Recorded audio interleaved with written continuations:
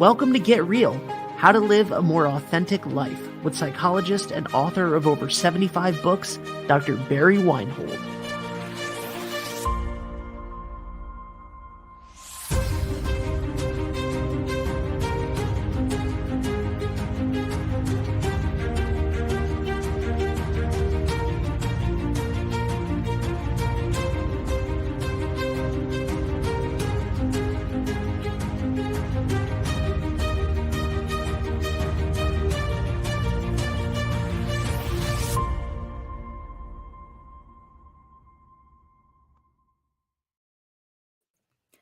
Hello, everyone. Welcome back to Get Real, How to Live a More Authentic Life with Dr. Barry Weinhold. My name is Ashley Ross. Dr. Weinhold, how are you today? I'm just as grateful as I always am.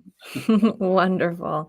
I have a feeling that some other people may have fallen off of their resolutions. I have been doing pretty well with staying off of social media. That's mine for this year. Is that one? Yeah. I haven't made any New Year's resolutions. I guess a general one is I want 2023 to be better than 2022. So me too. That's a good one. I tried not to be too constrictive about it, but we've been talking about time this month, and I sure want to waste less time and spend more of it in valuable ways. So that's been a big one for me. Well, I'm in listening to Ben's intro to the podcast. Talks about me having 75 books. Well, I'm soon going to have my 80th book. Woohoo! So exciting. In the final stages now. It's called What is Your PsyQ? And subtitle is Increasing Your Psychological Intelligence Through Self-Therapy. And it's probably the most comprehensive book I've ever written. It starts with a self-quiz at the first of the book. And there are 36 items, and you rate yourself. These are all, the title of it is How to Tame Your Inner Demons, of the self-quiz. And then it gives 36 examples of what it would look like if you tamed your inner demon. So then it asks you to rate yourself on how well you're doing on that item. How much do you feel from a 1 to 10? Where would you put yourself? And then I tell the reader anything where you rated yourself as 5 and below. Those are the chapters you want to look at, because each of the items on the self-quiz is a chapter in the book and gives you more information about that topic. Like the first one is show up and tell your truth.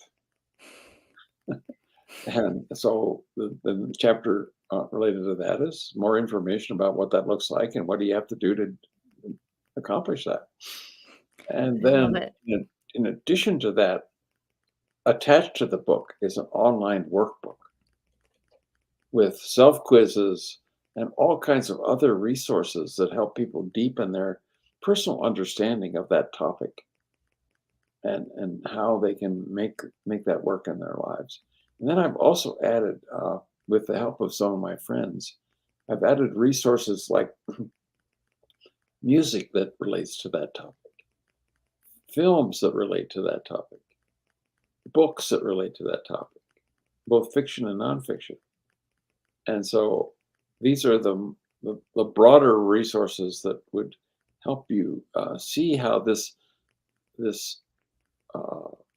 one item on this self-quiz that represents a conquering or a taming of an inner demon, how it has shown up in your life in many ways, probably in books you've read, in music you've listened to, or films you've seen. And it gives a broader perspective on what is either preventing you from advancing on this item, or what would be support ideas that would support you in moving forward. So then readers could actually not have to read the whole book. They just have to read the ones where they scored low if they wanted to. I mean, if they already have done a pretty good job with that one, then they don't have to spend much time with that. They might want to check it to see if there's anything more that they might learn from that. But they've got like an 8 on it, then probably they're doing pretty well. So that's how I'm working with this book, and I've never done this before like this. So it's very unique, but I think it'd be very engaging Hmm. for the reader to have not only the self quiz at the very beginning, to give them a perspective on where they are right now on their PsyQ. How high is their PsyQ? Obviously, a person who answered an 8 or 10 on all of these would have a very high PsyQ. And a person who answers a 1, 2, or under 5, 5 or under, has a fairly low PsyQ related to that item. So it's all designed to increase the reader's PsyQ on that topic. So I think by next month I might have a book to show. Well, that'll be great. I think that's a nice goal to work for the following month. But speaking of books, I do see today we're talking about conflict resolution, which you do have many books on as well. What are we going to be learning today? Well, a little background. I mean, I studied conflict and created a nonprofit with my former wife in 1987. But in 1986, we lived in Switzerland, and we were walking in the Swiss countryside, taking hikes, and everything was blooming. It was beautiful. And after the dreary winter, we just were eager to get out and spend time outside. And unfortunately, we were outside 3 days, and we were getting nuked and didn't know it because Chernobyl had blown up. And we got 1,000 times the normal radiation that would be there without the cloud, the radiation cloud that drifted over Switzerland and most of Europe. And we saw the consequences of all that. Well, personally, I mean, grocery stores were empty. No, you couldn't buy any fresh fruit or vegetables. All the Swiss cows that were grazing on the hillside had to be slaughtered and buried. So no milk products. Eventually, they were able to import, some of the stores were able to import fruits and vegetables from Spain, which did not get nuked. But I saw how the fact that countries didn't resolve their conflicts led to these enormous consequences. And I said to my wife, we got to study conflict. And so when we came back, guess what we set up? We set up a nonprofit institute called the Colorado Institute for Conflict Resolution and Creative Leadership. And mostly we wanted to look at what is missing in this field, what needs to be added that would make the field more complete. And so we held 2 conferences, international conferences, and we brought in like 50 leading thinkers and doers in the field of conflict resolution from all over the world. We had, I think, 7 speakers from other countries. Anyway, every speaker that came, I kind of pulled them aside and said, what about your way of resolving conflicts works? And they'd always tell me, mostly they knew how to resolve conflicts of wants and needs. And I said, oh, good. Well, we don't have to spend a lot of time on that one. So what doesn't work for you? Where do you think the field is about new things that need to be added? And they said, boy, we have a really hard time helping people resolve conflicts of values and beliefs. And we also have a hard time resolving conflicts when there's strong emotions involved. And so that's what we started studying. How do we create tools for people to resolve conflicts of values and beliefs or where strong feelings are involved? And then it became the circle model for conflict resolution. That circle is the acronym. Or sometimes we call it the partnership model of conflict resolution. And I wrote a textbook on that, which is used in some colleges and universities to teach students who are studying to be in the helping professions how to resolve their own conflicts and how to help others do that. And then I also wrote a second book on conflict for couples called An Intimate Combat was the title. And you probably have a picture of the cover. Yeah, there it is. Conflict resolution skills for couples. And I really wanted to give couples a chance to find ways to really resolve the conflicts that happen every day in their lives. And what I've learned is, in many years of working with couples, is that there are two things that couples needed that to make the conflict resolution work for them. And the first one was to realize that when they're in conflict, they're likely not there for the reason they think they are. There's a bleed through from the past, and any previously unresolved conflicts will show up in the middle of a here and now conflict, which makes it much more complex to resolve it because you're dealing with two different energies that are coming at you and revolving around the conflict you're having at the moment inside of you. It so I in the book there's ways to help separate out what might be bleeding through and deal with that, and then see if what's left over for the current conflict. And frequently, when I had couples do that, when they were able to pinpoint where the bleed through was and what was happening that was past conflicts that weren't resolved, and work on those and do resolution of those, there's nothing left on the current one. It was all bleed through. And so that was an eye opener to many couples that they thought they knew why they were fighting with each other, but literally they didn't. And once they learned, I had a couple this past week, and I was telling them about some things about helping them find out what was bleeding through in their conflicts. And one of them said, "God, you're blowing my mind. I never thought of it that way." So I thought that was pretty interesting. And the second thing that I found that couples needed was they just didn't ever had learned any effective skills for dealing with the conflicts they were dealing with. So I'm going to talk about that today too. I want to take each of the major conflicts that are in this book, categories of conflicts, like conflicts of wants and needs, conflicts of values and beliefs, conflicts of that are would be called intractable conflict, and then conflicts that involve betrayal. Those are the four types I want to go through and talk about. And basically, it is a kind of a way of helping people understand that conflict is really an important part of our lives, how we deal with it. I mean, it's hard to live in modern world without encountering conflict. And so, you know what the most common way is that people deal with conflict? Guess. I could think of a few. Taking it out on others, eating, turning to other methods of dealing with that emotion, Well, basically, it's running avoiding. away. Yeah, Avoiding. run away. Yeah. And that's of all the 20 beliefs I have up there, that's probably the most commonly occurring belief in the world is that people avoid conflict at all costs.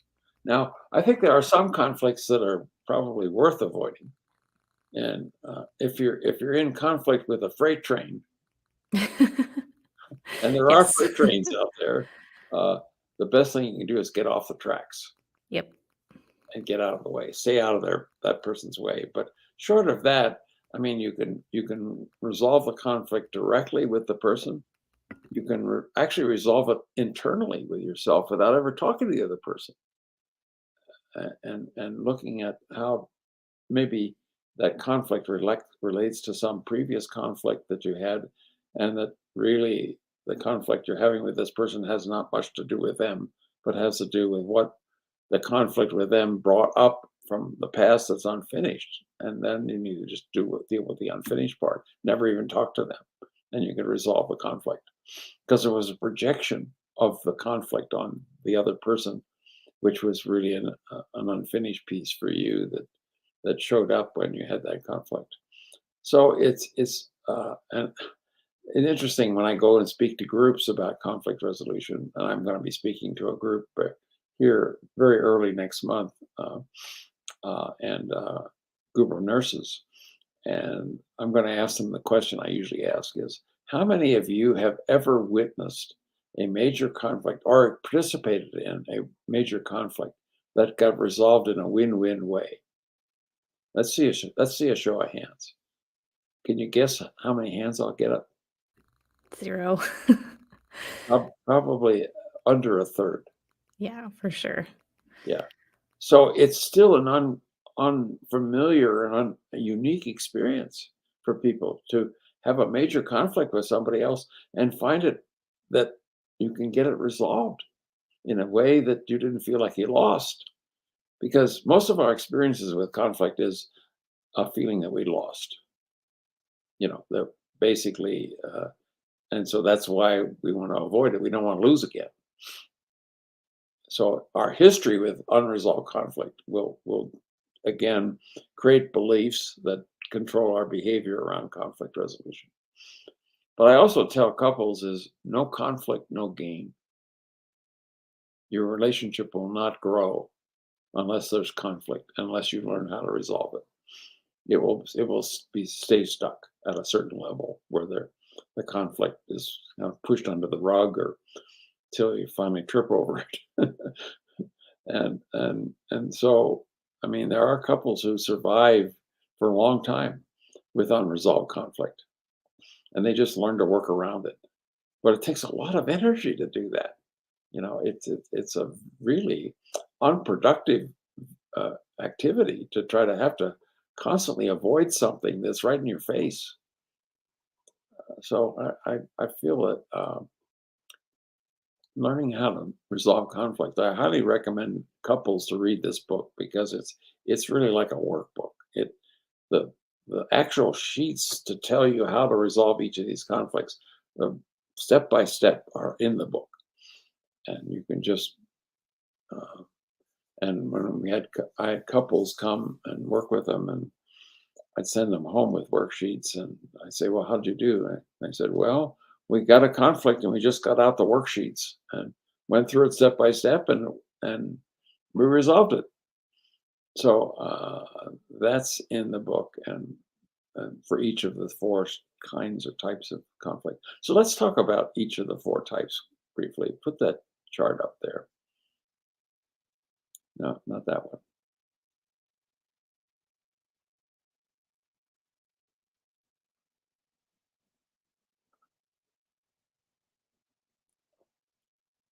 Do you have one? Okay. And just give us a frame of reference to talk from. There they are. Four main types of conflict that we've kind of in our research of the field. And each one of these requires a separate set of skills. They aren't necessarily, there isn't one size that fits all. So conflicts of wants and needs, the most important thing there is to be able to, if whoever has the conflict, whoever feels like their needs are being either ignored or disregarded or some way and have a conflict about that, they have to be able to communicate that to whoever they think is not meeting their needs. And to do that effectively, you have to do it in the most non-judgmental way. You have to be able to state the conflict in as neutral terms. When you do this, this is how I feel. Is a good way to start. When an example I often use is if you're with a partner and you have different standards of cleanliness, and so your partner leaves dirty dishes in the sink, and that bothers you, and you feel it as uh, a way of disregarding your needs for more cleanliness. So you address that and say, when you leave your dishes in the sink overnight, when I get up in the morning to have breakfast, I have to clean them up, and that makes me often feel either disrespected or angry or hurt or sad, whatever the feeling might be. And so what I would like from you is an agreement that you will, when you leave dishes in the sink, you'll clean them up before you go to bed. And then the big part of conflict of wants and needs is then to ask the question, are you willing to do that? And you get an agreement. Now, the person may be say, well, sometimes I'm too sleepy to do that. Or sometimes I forget. Well, what would it take for you to remember? Because I'm when I get up in the morning and I want to make breakfast, it isn't. I have to clean up your dishes before I can do that, and so it affects me. And so you do some negotiating with somebody, and finally they agree. Okay, and then you say, well, let's try it for a month or a week or whatever, and see if it works. And if it doesn't, we'll come back together and tweak it till we find something that meets your needs and meets my needs. Are you willing to try it for a week and see if it works? And the person says, "Yeah, okay, I'll try it." So that's the agreement you have to try the resolution to see if it is effective.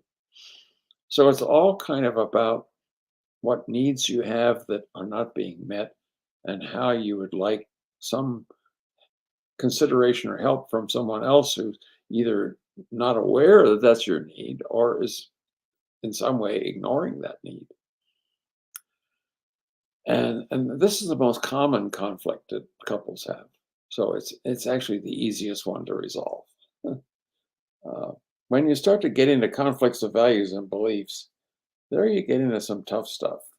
So some of them may be conflicts of religious beliefs or political beliefs. I mean, in the last round with the Trump uh, issues, a lot of couples were on different sides of the political spectrum on that. And it often broke up marriages because they couldn't resolve it. So when you're dealing with conflicts of values and beliefs, what we found is most important is you've got to create trust and safety.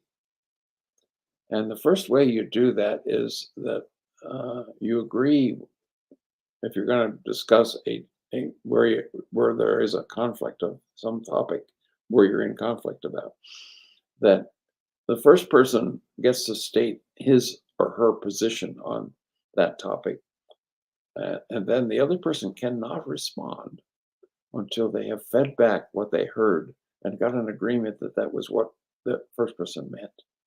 And that becomes the process throughout the whole resolution. Was simply not responding until you fed back what the other person has said, to keep the sense of being on the same page. Because when you're dealing with values and beliefs, sometimes people will draw in things from their past, and they won't even hear what you say. They will just respond as they did 20 years ago, maybe. And so then the second thing you do is you ask them if they're willing to do an exploration about how they formed that belief or that value. And so then you ask them what happened or didn't happen in your past that contributed to you feeling believing the way you do today. And that's an important piece. And again, you use the same process of you don't respond to whatever the person says until you fed back what they've said and got an agreement that's what they meant. And that does a couple of things, because people are used to, when they state their beliefs, getting an argument and getting some blowback. But in this process, there's none of that. It's an acceptance of, this is how you believe. I understand how you believe, why you believe it, and let's just explore our differences of beliefs till we get a better understanding of why we have different beliefs. You have better understanding about how I formed my beliefs. I have a better understanding of how you formed your beliefs, and that then means maybe once we understand that, there's no conflict. I mean, I can accept that you have different beliefs than mine, and if you can accept the same with me, there's no conflict. So it's a matter of reaching some level of acceptance of differences. And that's a hard thing for a lot of people to we should teach this in school. How to respect differences. It should be taught in kindergarten that everybody does things a little differently, and we just have to learn that that's what they found to be the most effective thing for them, and that they believe this and they value it, and so we can't get anywhere with them if we're going to just simply argue against it and try to present an opposite argument. So, so in that process, frequently people will find common ground.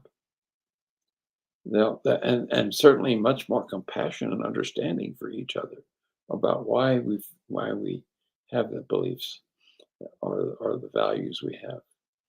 I remember when I was first married, this last time, I I was a closet jock, and my wife didn't know that.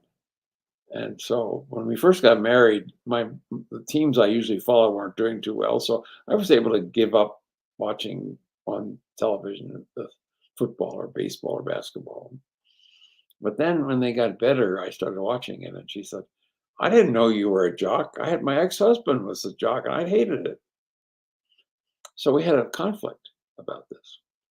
And so what I was able to share with her, which made a huge difference to her, was why sports were important to me and how sports got me through high school. I was a bullied kid, and I realized that the only people in my school who weren't bullied were the members of the sports teams. So I worked my tail off to get selected to the basketball team, and then I was also part of the baseball team. It stopped the bullying, and so that's why it has a big meaning for me in my life, and why I'm still kind of a fan of sports. When she understood that, she was much softer about it, and could see them why it was important to me to maintain some of that connection with my past, and so she still wouldn't. Actually went to baseball games with me, so she did. She liked baseball better. She didn't like football or basketball, but baseball she could handle. So we went to baseball games together, and that was pretty much the end of the conflict. Now, when it comes to intractable conflicts, very quickly, and we're running out late on this one, is conflicts are ones that never get resolved. They just repeat over and over and over in people's lives and in relationships. And the reason they don't get resolved is that people don't know that they're not upset for the reason they think they are. And so you have to get people underneath the the content of the conflict, the intractable conflict, to find out what is really going on and why that's making it intractable. And then work at it that level, help people resolve or finish whatever's unfinished in their past or unresolved in their past that is leading to this kind of repeat of the conflict over and over in their relationship and never getting it resolved because they don't have the tools and they didn't have the understanding of how to resolve it. And so that's part of what I'd work with people. Sometimes they have that, and it's very difficult for them to see that the conflict they're having isn't related to current issues. But once you get them, and I have a way of helping people see that pretty quickly, couples. And then the last one, betrayal. I mean, betrayal is kind of a universal. Everybody feels betrayed at some time in their life, and if they heal those betrayals, likely they won't come up again. But if they didn't, they will repeat themselves in their current adult relationships.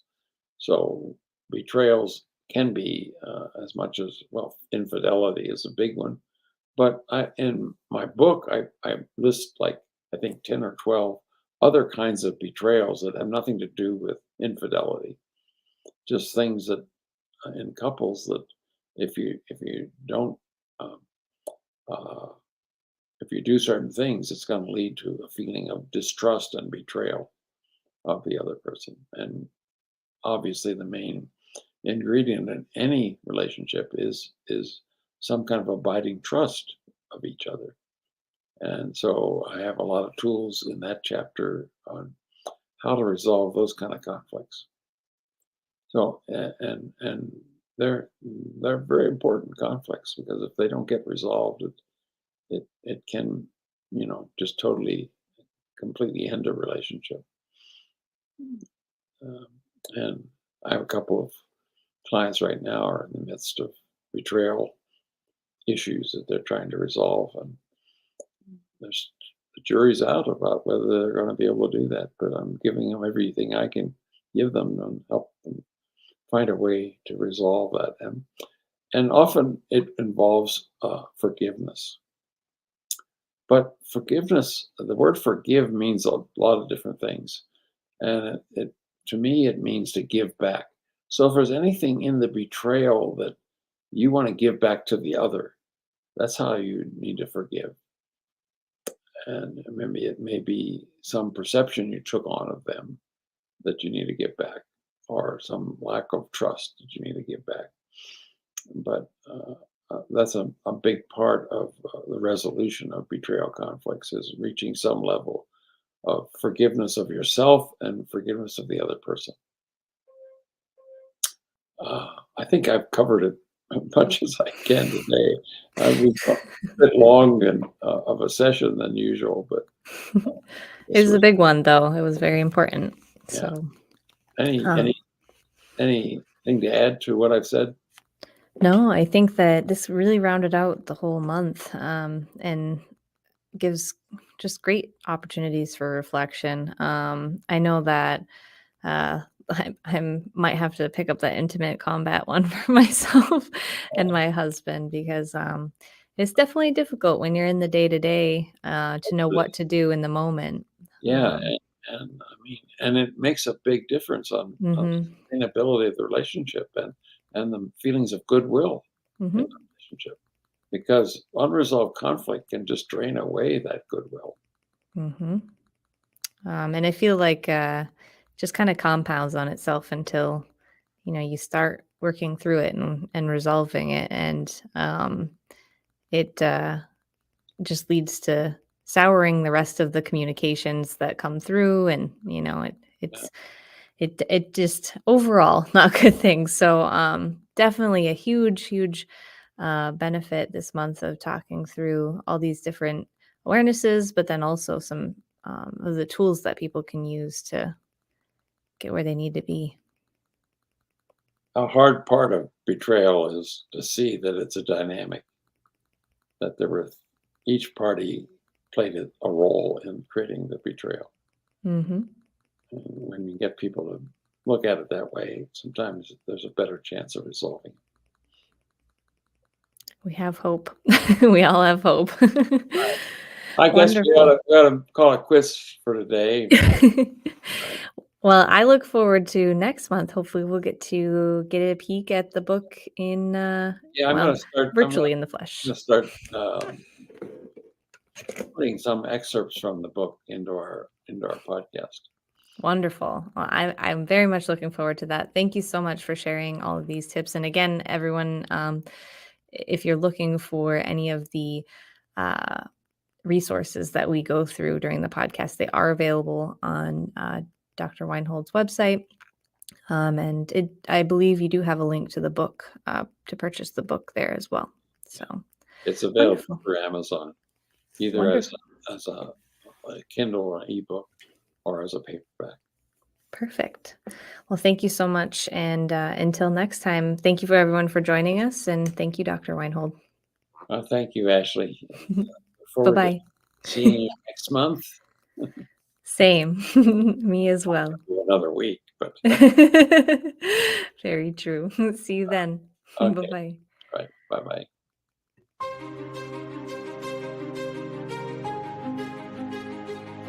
For more information, please visit the Colorado Institute for Conflict Resolution and Creative Leadership at CICRCL.org or click the link in the show notes.